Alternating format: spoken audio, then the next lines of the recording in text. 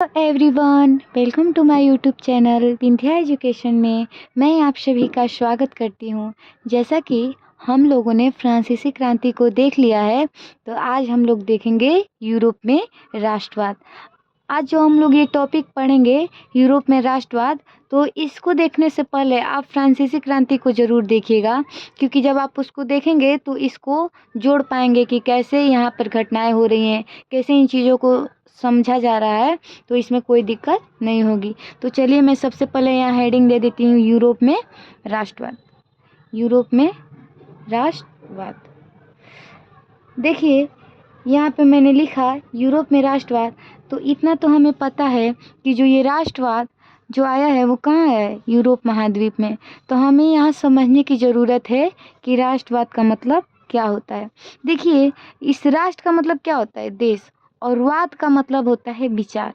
क्या होता है, विचार, यानी हम इस चीज़ के प्रति कैसा विचार रखते हैं। जैसे आप लोग सुने होंगे जातिवाद, परिवारवाद, क्षेत्रवाद, यानी एक तरह से लोग जाति पर अपने अपने जाति पर ही ध्यान देते हैं, उसी की भलाई के बारे में सोचते हैं, तो उसको कहा जाता है कि नहीं कि जातिवाद हो गया है। जैसे अभी भी हम कई घटनाओं में उनको देखते हैं।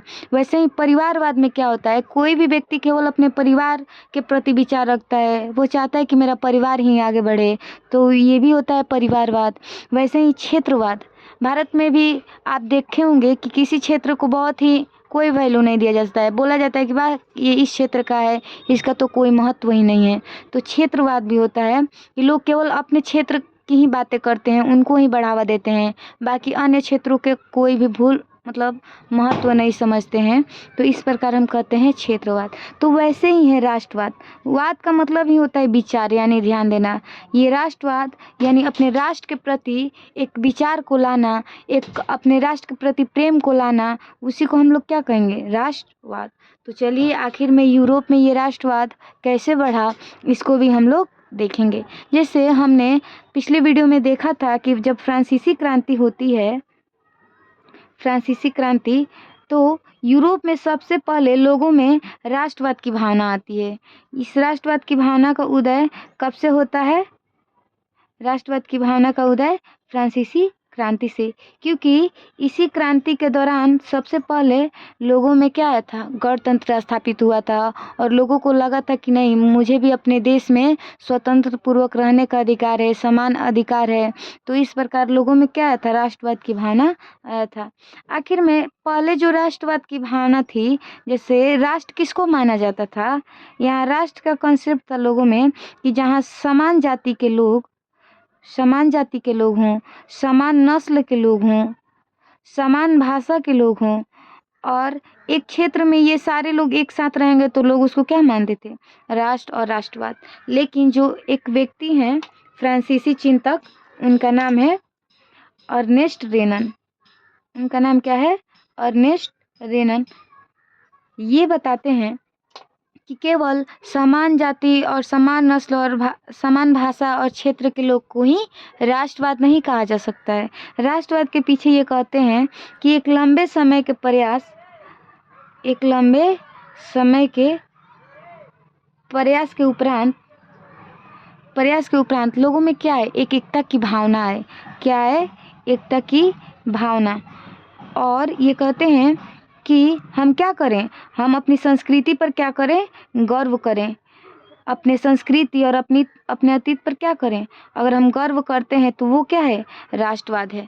और ये कहते हैं कि जिस क्षेत्र में लोग रहते हैं उनमें क्या हो, आपसी एकता हो, आपसी एकता हो, यानी ये लोगों में क्या करते हैं, जुड़ाव को बताते हैं। और ये बिल्कुल नहीं कहते हैं कि समान जाति होगा, समान नस्ल होगा, समान भाषा होगा तभी लोगों में राष्ट्रवाद की भावना का उदय होगा।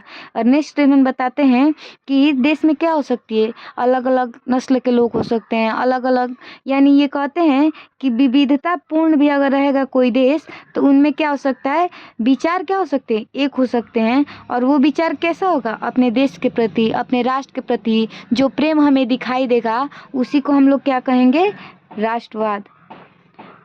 इसको क्या कहेंगे हम लोग, राष्ट्रवाद। जैसे आप लोग देखे होंगे पहले 10th क्लास का जो पहला बुक है, पहला चैप्टर यूरोप में राष्ट्रवाद, उसमें फर्स्ट लाइन में ही बताया गया है कि राष्ट्रवाद किसी भौगोलिक क्षेत्र में रहने वाले लोगों के बीच एकता का वाहक बनाती है। यानी यह लोगों को क्या करती है, जोड़ने का प्रयास करती है, लोगों में अपने देश के प्रति प्रेम की भावना को जगाती है।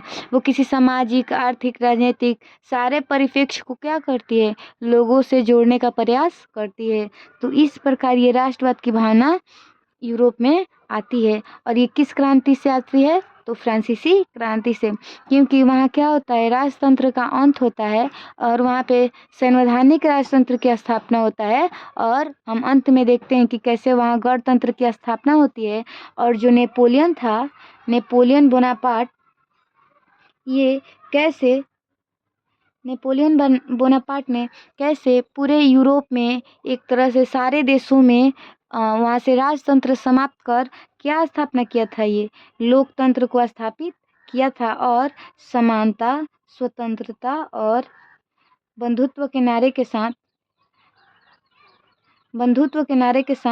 क्या कहते हैं, इसने यूरोप के कई सारे देशों को, लगभग 40 देशों पर क्या इसने पाया था, विजय प्राप्त किया था। और हम देखते हैं कि जो नेपोलियन बोनापार्ट रहता है, एक अपना नेपोलियन संहिता भी लाता है 1804 में, जिसको नेपोलियन कोड भी कहा जाता है। और ये कब लाता है, 1804 में। तो इसमें हम देखते हैं कि ये कैसे समानता को बढ़ावा देता है, कैसे नए नए नियम कानून लाकर लोगों में ये सारी भावना को जागृत करता है। लेकिन नेपोलियन की क्या हो जाती है, मास्को अभियान में इसकी पराजय भी होती है, ये पूरी तरह से हार कर लौटता है। और 1813 में लिपजिंग के युद्ध में क्या हो जाता है, ये पूर्ण रूप से क्या हो जाता है, पराजित हो जाता है। और इसको कहाँ भेज दिया जाता है, तो एल्वा द्वीप पर। नेपोलियन कहाँ चला जाता है, एल्वा द्वीप पर। और लिपजिंग के युद्ध में इसे कौन कौन मिलकर हराते हैं, तो हम लोगों ने पढ़ा था पिछली वीडियो में, ऑस्ट्रिया, उसके बाद रूस, क्योंकि इसने रूस अभियान किया था ना, मास्को अभियान 1812 में। और उसके बाद इंग्लैंड, ये तीनों मिलकर इसको क्या करते हैं, पराजित करके एल्बा द्वीप पर भेज देते हैं। लेकिन नेपोलियन क्या करता है, फिर से लौट आता है और दोबारा युद्ध हो जाएगा 1815 में, वाटरलू का युद्ध। कहीं कहीं 14 भी दिया रहता है, तो उसको देख लेना है हमें। वाटरलू का युद्ध होता है, इसमें भी नेपोलियन क्या हो जाता है, पराजित हो जाता है। और इसको पराजित करके कहाँ भेज दिया जाता है, तो सेंट हेलेना द्वीप पर। कहाँ भेज दिया जाता है, सेंट हेलेना द्वीप पर। और वहीं पर इसकी क्या हो जाती है, नेपोलियन की मृत्यु हो जाती है, यानी नेपोलियन बोनापार्ट की हो जाएगी मृत्यु। उसके बाद हम देखेंगे कि कैसे यूरोप में जो राष्ट्रवाद है, ये कैसे प्रचार प्रसार हो रहा है। जैसे हम देखते हैं कि जो भी राष्ट्र पर नेपोलियन ने लोकतंत्र या गणतंत्र स्थापित किया था, वहाँ के राजा अब नेपोलियन को चैन से बैठने नहीं दिए। और इस प्रकार इसको वाटरलू के युद्ध में पराजित करके कहाँ भेज दिए थे, सेंट हेलेना द्वीप पर। जब नेपोलियन सेंट हेलेना द्वीप पर चला जाता है, तो जितने देशों से राजतंत्र नेपोलियन ने ख़त्म किया रहता है, वे सारे देश के राजा बैठकर क्या करते हैं, मीटिंग बुलाते हैं। और ये मीटिंग 1815 में बुलाया जाता है, जिसको कहा जाता है वियना सम्मेलन। ये जो वियना है, ये ऑस्ट्रिया की राजधानी है। तो ये सम्मेलन ऑस्ट्रिया के वियना में बुलाया जाता है। और उस समय ऑस्ट्रिया के जो चांसलर रहता है, मेटरनिक, ये क्या करता है, ये उस सम्मेलन की अध्यक्षता करता है। मेटरनिक क्या था, ये घोर प्रतिक्रियावादी था और ये चाहता था कि सारे देश में फिर से क्या हो जाए, राजतंत्र की स्थापना हो जाए। क्योंकि नेपोलियन ने हर जगह क्या स्थापित कर दिया था, गणतंत्र स्थापित कर दिया था। तो इस प्रकार ये मेटरनिक क्या करेगा, फिर से फ्रांस में क्या करेगा, क्योंकि नेपोलियन बोनापार्ट को क्या कर देगा, सेंट हेलेना द्वीप पर भेज दिया गया, वहाँ उसकी मृत्यु हो गई। तो इसने फ्रांस पर क्या करेगा, ये फिर से राजवंश की स्थापना करेगा।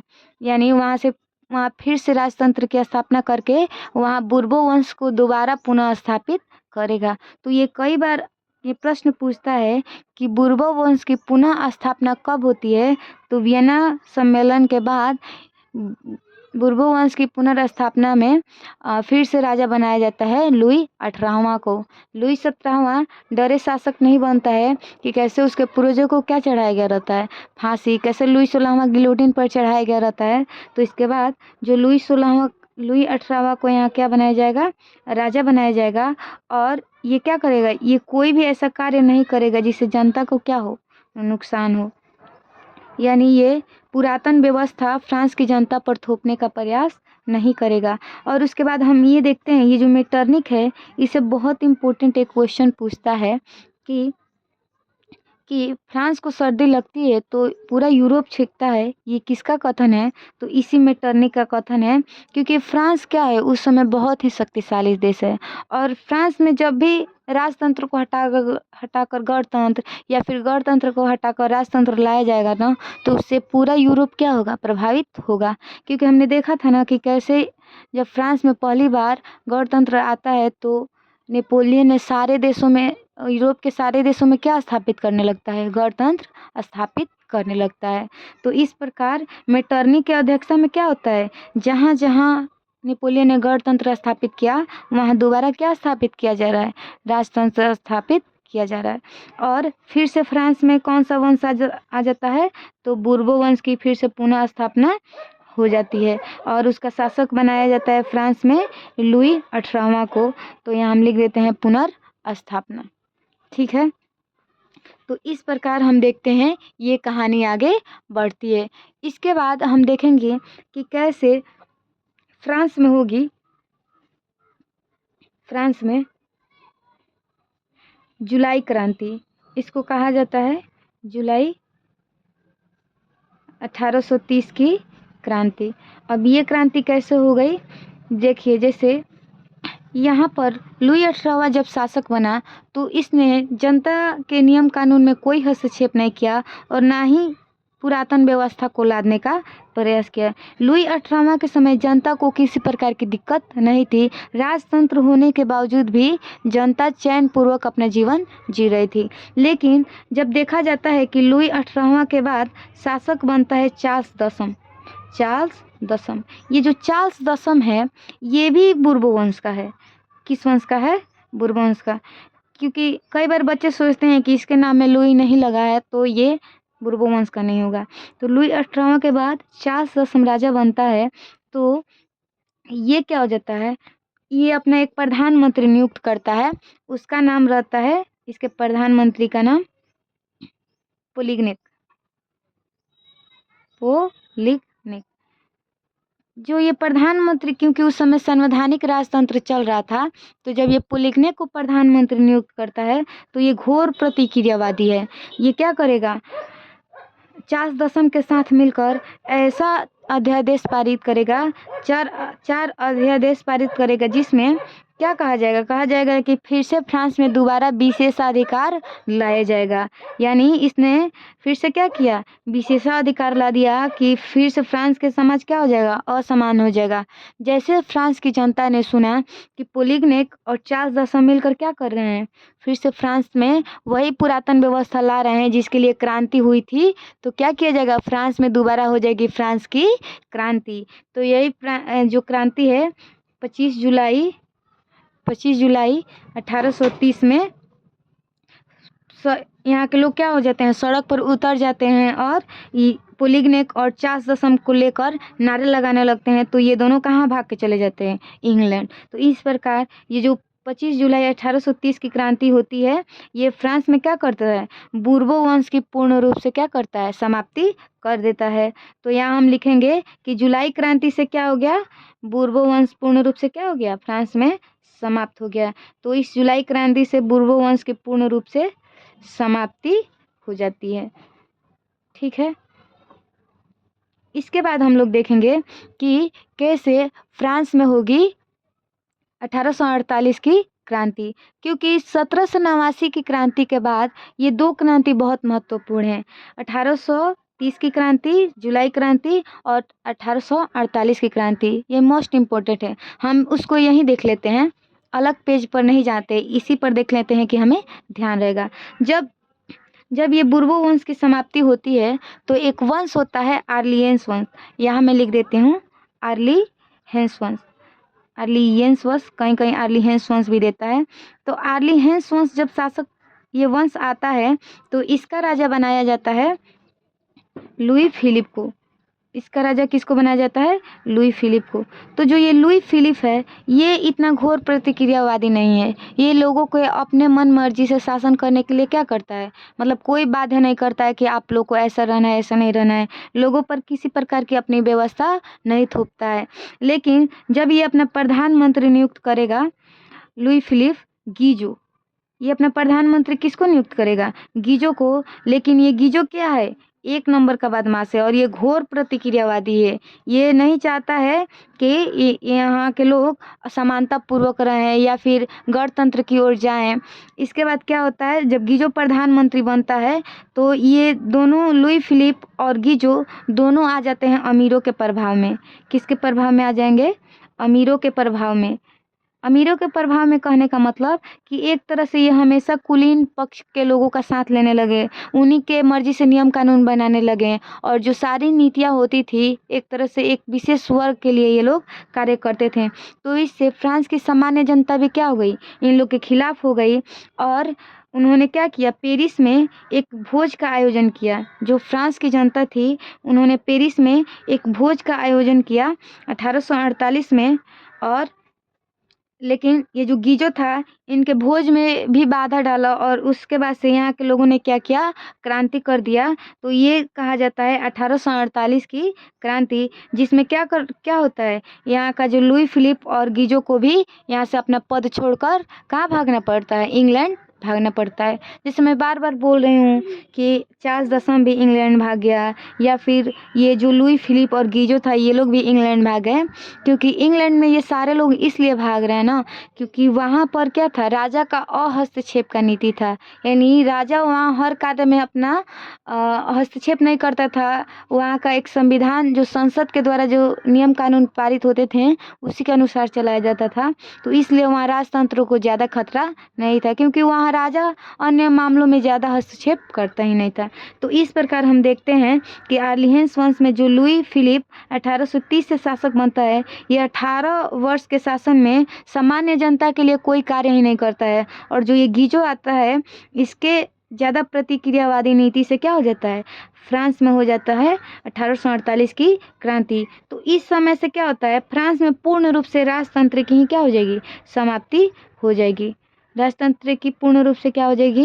यहाँ समाप्ति हो जाएगी और फ्रांस में स्थापित होगा पूर्ण रूप से गणतंत्र। तो देखिए यहाँ फिर क्या हो रहा है? पूर्ण रूप से राजतंत्र की स्थापना हो गई और गणतंत्र की स्थापना हो जाएगी। फिर क्या होगा? पूरे यूरोप में एक तरह से बदलाव देखने को हमें मिलेगा कि नहीं? क्योंकि हमें याद रखना होगा कि मेटरनी का क्या कथन है कि जब भी फ्रांस को सर्दी लगती है तो पूरा यूरोप छींकता है। यानी फ्रांस में अगर कोई भी घटना होगी तो ये पूरे यूरोप को प्रभावित करेगी। तो इस प्रकार हमने यूरोप के राष्ट्रवाद में देखा कि नेपोलियन बोनापार्ट के बाद कैसे मेटरनिख सभी देशों में क्या स्थापित कर रहा है? राजतंत्र स्थापित कर रहा है। और उसी दौरान फ्रांस में फिर हो जाती है दो क्रांतियाँ, एक जुलाई क्रांति 1830 में और दूसरा हो जाता है 1848 में। इसके बाद हम लोग देखेंगे कि इटली का एकीकरण कैसे हो रहा है, जर्मनी का एकीकरण कैसे हो रहा है। अगर उन सारे चीज़ों को देख लेंगे, जर्मनी के एकीकरण में बिस्मार्क की कैसी भूमिका है और इटली के एकीकरण में गैरीबाल्डी, इन विक्टर इमैनुअल, तो इन सारी चीज़ों को हम लोग नेक्स्ट वीडियो में देखेंगे। अगर आप लोग इसको समझना चाहते हैं तो पहले फ्रांसीसी क्रांति एक बार ज़रूर देख लीजिएगा, ताकि इसको समझने में कोई दिक्कत नहीं हो। उसके बाद इसको समझने में कोई परेशानी नहीं होगी। तो हम लोग नेक्स्ट वीडियो में देखेंगे इटली का एकीकरण और जर्मनी का एकीकरण। उसके बाद हमारा यूरोप में राष्ट्रवाद क्या हो जाएगा, ये टॉपिक क्लियर हो जाएगा। तब तक के लिए धन्यवाद।